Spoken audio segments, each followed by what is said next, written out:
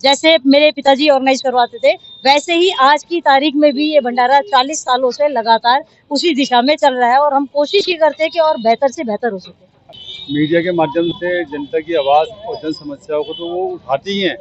इसके अलावा सामाजिक और धार्मिक कामों में भी हमेशा अक्सर रहती हैं। रामनवमी के पावन अवसर पर दिलेर परिवार द्वारा सब्जी मंडी, मेन मार्केट, दास दवाखाने के पास विशाल भंडारे का भव्य आयोजन किया गया।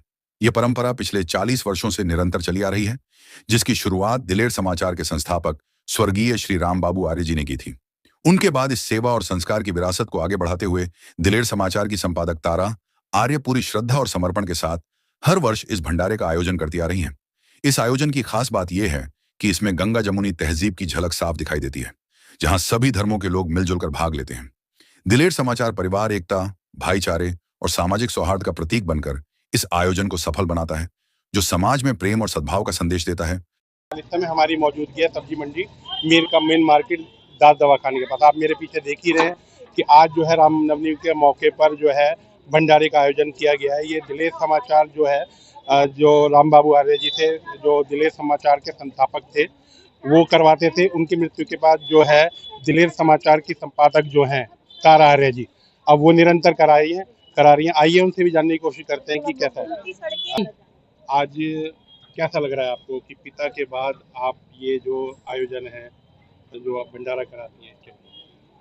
मैं सच कहूँ तो मुझे पता नहीं चलता कि चीज़ें कैसे हो जाती है, क्योंकि जब पापा के जाने के बाद बैलेंस होना बहुत मुश्किल काम होता है। लेकिन ये है कि सभी का साथ और उनके आशीर्वाद हो और प्रभु श्री राम का आशीर्वाद है तो कुछ भी नामुमकिन नहीं है। नहीं, जैसे पापा पहले कराते थे, जी, जैसे उन्हें कोई परेशानी नहीं होती, उनके बाद जो है क्या आपको लगता है कि नहीं नहीं नहीं, जैसे कि मैंने आपको कहा कि उनका आशीर्वाद है तो कुछ भी मेरे लिए नामुमकिन नहीं है।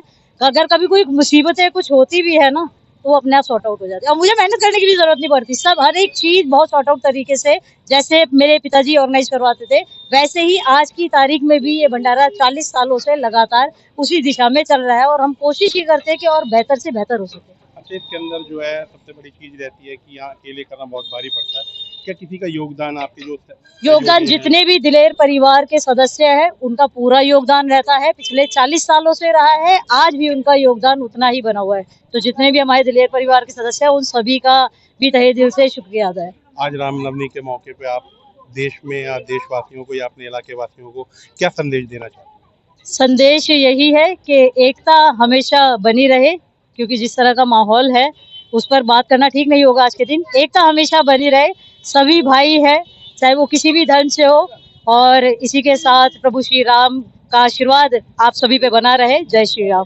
देखिएगा, हमारे साथ इनके बहुत सारे साथी भी हैं, उनसे भी जानने की कोशिश करते हैं।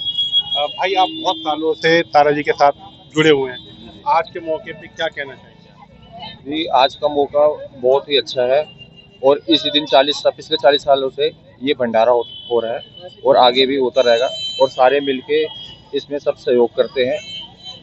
मतलब कोई ऐसी कोई खास परेशानी तो नहीं आती? नहीं, कोई परेशानी नहीं आती, बिल्कुल नहीं आती। तो कैसा लगता है आप लोगों को? बहुत अच्छा लगता है जी, बहुत अच्छा। तो इसके अंदर सहयोग, मतलब आपका सबों का एक साथ ही रहता है? हाँ जी, पूरे दिलेर परिवार का पूरा सपोर्ट रहता है। बिल्कुल। देखिए जी, हमारे साथ जो बात की अभी तारा आर्य जी ने, कि इन्होंने भी बताया है कि बहुत सारे जो लोग बाग हैं, इनका सहयोग रहता है। हमारे साथ एक और साथी मौजूद हैं। शमीम अहमद, जमजम फाउंडेशन का मैं अध्यक्ष हूँ, और हमारी बहन तारा आर्य जी जो कि दिलेर समाचार परिवार से हैं, बहुत ही अच्छा सुंदर कार्य क्षेत्र में कर रही हैं। मीडिया के माध्यम से जनता की आवाज़ और जन समस्याओं को तो वो उठाती ही हैं।